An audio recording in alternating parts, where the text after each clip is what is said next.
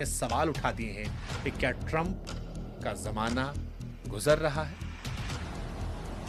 इस वीडियो में हम आपको बताएंगे कौन है ज़ोहरान मामदानी जो न्यूयॉर्क के नए मेयर बने हैं। इस वीडियो में आपको बताएंगे कि क्या वो एंटी इंडिया हैं जैसा उनके बारे में सोशल मीडिया में कहा जा रहा है, क्या वो एंटी मोदी हैं जो उनके पुराने बयानों से निकलता है, हिंदुस्तान पाकिस्तान को लेकर उनका क्या नजरिया है और एक मुस्लिम व्यक्ति का न्यूयॉर्क शहर के मेयर बनने के मायने क्या है। ज़ोहरान मामदानी 18 अक्टूबर साल 1991 को युगांडा के कंपाला में जन्म होता है। उनके पिता भारत के मूल के हैं, उनकी मां भी भारतीय मूल की है। पिता जो हैं महमूद मामदानी वो प्रोफेसर हैं, जबकि मां की बात की जाए तो वो हिंदू हैं और एक मशहूर फिल्म मेकर है, नाम है मीरा नायर। 7 साल की उम्र में उनका परिवार अमेरिका आ गया था और वो न्यूयॉर्क में बड़े हुए।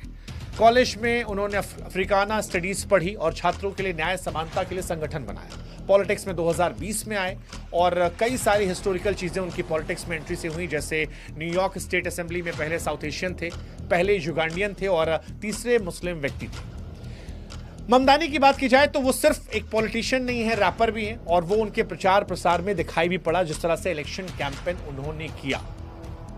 लेकिन कुल मिलाकर कहा जाए तो वो कई सारी विचारधाराओं को समेटे हुए हैं। मां हिंदू, पिता मुस्लिम, बीवी क्रिश्चियन, और इसी वजह से उनको देखने का नजरिया कई लोगों का अलग अलग तरीके से होता है। हालांकि उनके चुनाव में जीत के पीछे जो कहानी आती है वो आम लोगों की जिंदगी से निकलती है, क्योंकि उन्होंने वो समस्याएं उठाई जो आम लोगों के लिए थी, जैसे किराया नहीं बढ़ना चाहिए, स्कूल बस मुफ्त होनी चाहिए, शहर में राशन मिलना चाहिए, अमीरों पर डबल टैक्स लगना चाहिए, और यही सारी बातें सोशल मीडिया पर आकर्षण करते रहे। और डोनाल्ड ट्रंप की तमाम कोशिशों के बावजूद डोनाल्ड ट्रंप उनका कुछ नहीं बिगाड़ पाए।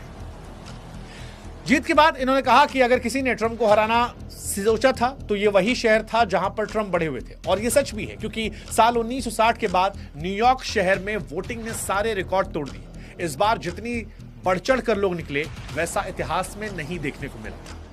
लेकिन सवाल यहां यह भी उठता है कि वो डोनाल्ड ट्रंप जो भारत पाकिस्तान की युद्ध को रुकवाने की बात करते हैं, जो सीरिया में युद्ध रुकवाने की बात करते हैं, जो इजराइल और फिलिस्तीन के बीच युद्ध रुकवाने की बात करते हैं, जो रशिया यूक्रेन में अपनी पैठ जमाने की बात करते हैं, वो अपने घर में जोर लगाकर कैसे हारे। और यह सवाल बड़ा महत्वपूर्ण है, क्योंकि डोनाल्ड ट्रंप की हार सिर्फ संयोग या गलती नहीं है। उन्होंने जोर लगाया था, उन्होंने मीडिया में स्टेटमेंट दिया था, उन्होंने अपनी बात बढ़ चढ़ कर की थी, लेकिन उसके बावजूद उनके शहर में, उनके घर में मतदाताओं ने ट्रंप की जगह मामदानी को चुना।